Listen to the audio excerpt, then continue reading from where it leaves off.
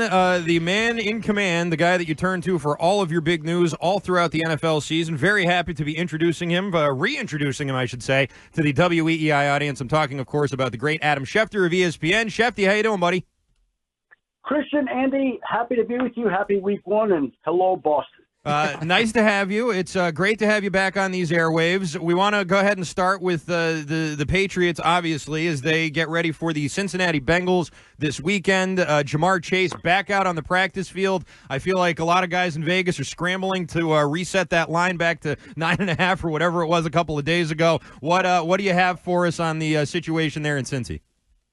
Well, here's the deal. Basically, this is Jamar's decision about how he wants to handle this, right? And so he's back out there today. I don't know that as of right now that they've made a lot of progress towards a new deal. But we're at the point here where these types of instances and situations where one little gesture can help turn things the way that somebody wants. And maybe the Bengals view this as a goodwill gesture, and maybe that's the difference in these two sides coming together and bridging their differences. But again, I don't know that they've been a whole lot closer, but we are also at a critical juncture at the NFL season. A lot is on the line. We know the stakes. If he's going to play Sunday at all, you can't not practice this week. You can't not practice today. So he's out there. Now, I have not heard a full report yet of exactly what he's doing because he really hasn't had a football practice all summer. He's gone through a couple of individual drills at practices, but he hasn't really practiced the way you would need to play in a game. And so he's going to have a big decision here. You're going to take a deal that may not be exactly what you want, or you're going to bet on yourself, or you're going to go rogue and tough it out. That's up to Jamar Chase. And again, we'll see how it all plays out. But I don't think it's settled just yet. It's obviously an encouraging sign for the Bengals that he's back. But I think we've seen this go in many different directions to proclaim that it's safe and sound that he's going to be out there at this time just yet. Certainly today is a positive step, but we've seen positive steps before, only to see it go the other way. Adam, you know, in the Boston market, we microanalyze everything that happens, every word that's said, and we've done that for 8 months now with Jerod Mayo, since he had that press conference with Thunder at Gillette Stadium and straight on through his most recent press conferences, you know, anointing Jacoby Brissett the starter. I'm wondering, all the people you talk to throughout the league, what has the sort of reaction or temperature been in terms of teams just sort of observing the first offseason of the Jerod Mayo tenure here in New England? Well, I think there's a lot more attention in New England, in the Boston area, on what he's doing than there is across the league. I don't think that teams around the league are focused in and concentrating on what he's doing until they start playing and until they start winning games. Mm-hmm. And then you start noticing everything that somebody does, like Bill Belichick and on to Cincinnati and him joining Instagram today. Like, that's when you know the world is Bill Belichick is on Instagram, but that is, in fact, the case. I think it's the community there, the city there is a lot more dialed in to his business, Jerod Mayo's business, than the world at large, because it's more important to the people in Boston than it is to people in Jacksonville or San Francisco or Denver. They're not worried about that right now. They're worried about their own problems.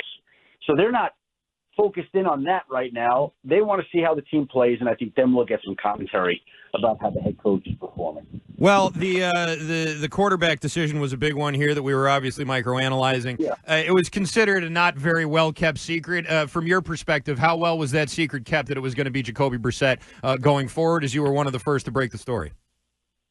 Well, again, to me, it was just interesting that he even opened the door on Drake May competing for that job into training camp. Like, everybody expected all along that it was going to be Jacoby Brissett's job, that when the announcement came, that it was a foregone conclusion that Brissett would start on opening day. And all of a sudden, Jerod Mayo was calling it a competition, saying both guys are competing. Now, the great part about that is, if you're rooting for the Patriots, you have to feel encouraged about what Drake May has shown the team this summer to get the head coach to even put them in the same sentence at that time when everybody expected it was going to be Jacoby Brissett. But that's what happened.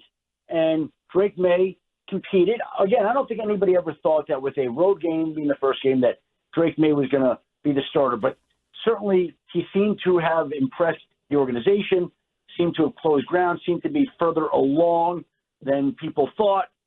And I think the fact that it's Brissett, that's not a surprise to anybody right now.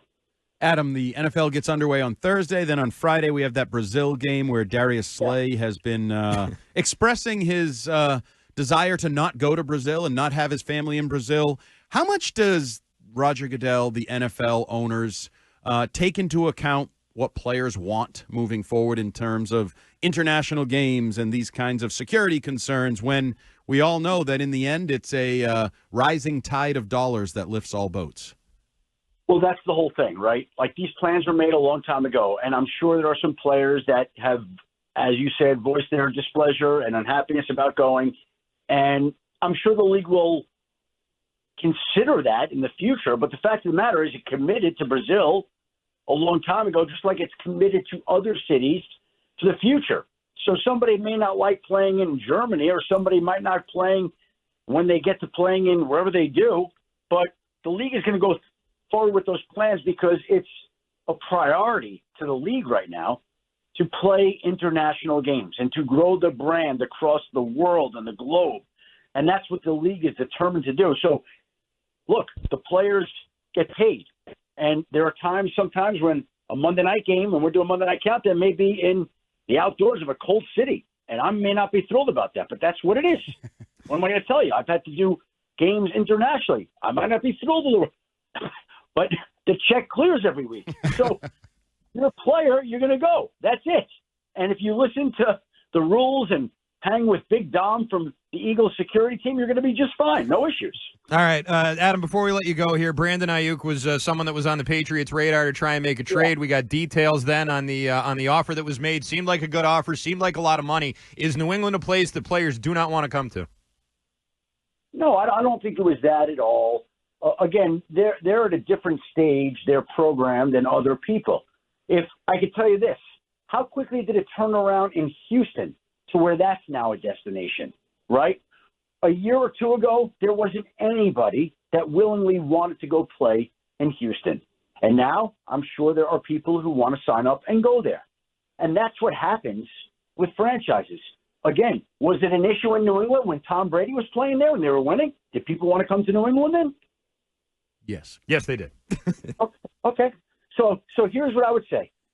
If Drake May turns out to be the quarterback they hope and think he can, and if Gerard Mayo turns out to be the coach that they hope and think he can, and if this team gets back on the winning track the way that they hope and think they can, then there'll be players that want to come there.